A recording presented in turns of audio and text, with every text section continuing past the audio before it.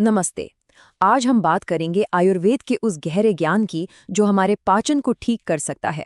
और कमाल की बात यह है कि हम ये सब समझेंगे अष्टांग हृदयम जैसे प्राचीन ग्रंथों की मदद से, और सिर्फ 5 ऐसी चीजों से जो हमारी रसोई में ही मौजूद हैं।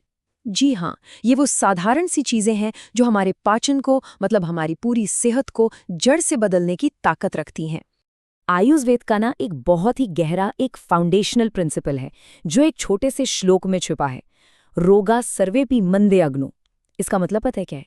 सीधा सा मतलब है कि दुनिया की लगभग सारी बीमारियां, उनकी जड़ हमारी कमजोर पाचन अग्नि में है। और ये सिर्फ पेट की बात नहीं हो रही है, ये हमारे पूरे सिस्टम की, हमारे वजूद की नींव है। तो सवाल ये उठता है कि ये अग्नि है क्या चीज।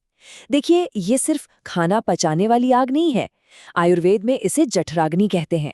समझिए, ये हमारे शरीर का सेंट्रल इंजन है। सोचिए, हमारे शरीर में एनर्जी कैसे बनती है, हमारी इम्यूनिटी कितनी स्ट्रांग है, यहाँ तक कि हमारे विचारों में कितनी क्लैरिटी है। ये सब कुछ इसी एक अग्नि पर डिपेंड करता है। और अब सोचिए, जब यही इंजन, यही अग्नि कमजोर पड़ जाए तो क्या होगा? तब अच्छा भला खाना भी जो अमृत जैसा होना चाहिए वो ठीक से पचता नहीं है। और ये जो अधपचा खाना है, ये शरीर में एक चिपचिपे जहरीले सब्सटेंस में बदल जाता है। इसी को आयुर्वेद में आम कहते हैं। और यही आम है जो धीरे धीरे शरीर में जमा होता है और बीमारियों की जड़ बनता है। अच्छा, तो कोई ये पहचाने कैसे कि शरीर में आम जमा हो रहा है या नहीं? इसके ना कुछ बहुत ही साफ साफ साइंस हैं। जैसे सुबह उठकर जीभ पर एक सफ़ेद मोटी परत जमी हुई दिखना, या फिर हर वक्त एक भारीपन, एक सुस्ती महसूस होना। भूख है नहीं, लेकिन पेट हमेशा भरा भरा सा लगता है।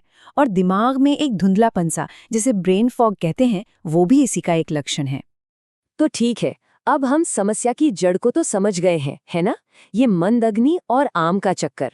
तो चलिए अब उन जबरदस्त समाधानों को देखते हैं जो कहीं बाहर नहीं, हमारी अपनी रसोई में ही छिपे हुए हैं।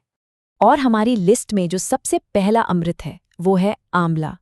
यकीन मानिए, ये हमारे पूरे डाइजेस्टिव सिस्टम की नींव को मजबूत करने के लिए एक कमाल की औषधि है।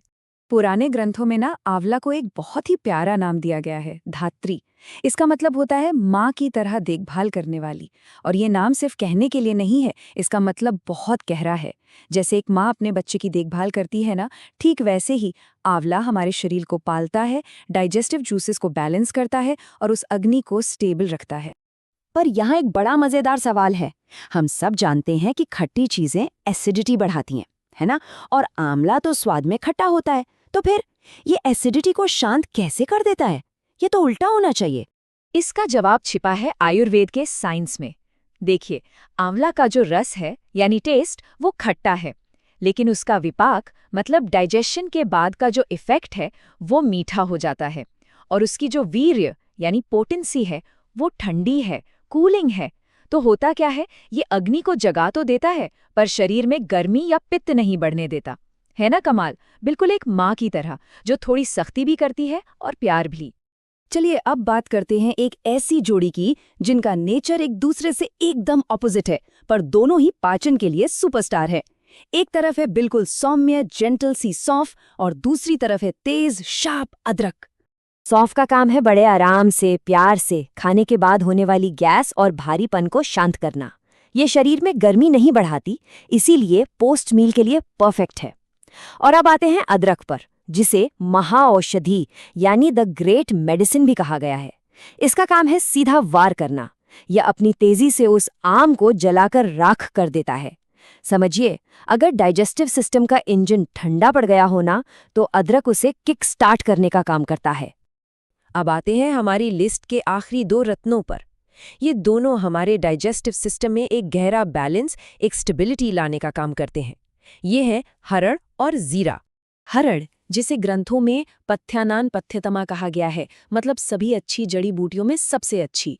ये सिर्फ कब्ज की दवा नहीं है, ये हमारी आंतों को, हमारे इंटेस्टिन्स को रीट्रेन करती है। उन्हें सिखाती है कि अपना काम ठीक से कैसे करना है। ये उन्हें रिजुविनेट करती है। और दूसरी तरफ है जीरा। ये तो एक इंटेलिजेंट मैनेजर है। इसका एक गुण है ग्राही, मतलब बैलेंस करने वाला। सोचिए, दस्त में ये मल को बांध सकता है, और अगर पाचन सुस्त है तो अब्जॉर्प्शन को बढ़ा सकता है। कितना स्मार्ट है! अच्छा, ये सब ज्ञान तो बहुत बढ़िया है, पर अब सबसे प्रैक्टिकल सवाल कि इन सब चीजों को अपनी डेली लाइफ में, अपनी रूटीन में शामिल कैसे करें? इसका तरीका बहुत आसान है, कोई रॉकेट साइंस नहीं है। दिन की शुरुआत गर्म पानी में आंवला पाउडर से कर सकते हैं। खाने के बाद अगर भारीपन लगे तो थोड़ी सॉफ्ट चबा ली। भूख कम लग रही है तो खाने से 15 मिनट पहले अदरक का एक छोटा टुकड़ा ले लिया। सिस्टम को रीसेट करना हो तो हफ्ते में 1-2 बार रात को हरड़ ले ली। और जीरा, उसे तो बस अपने रोज के खाने में शामिल कर लीजिए।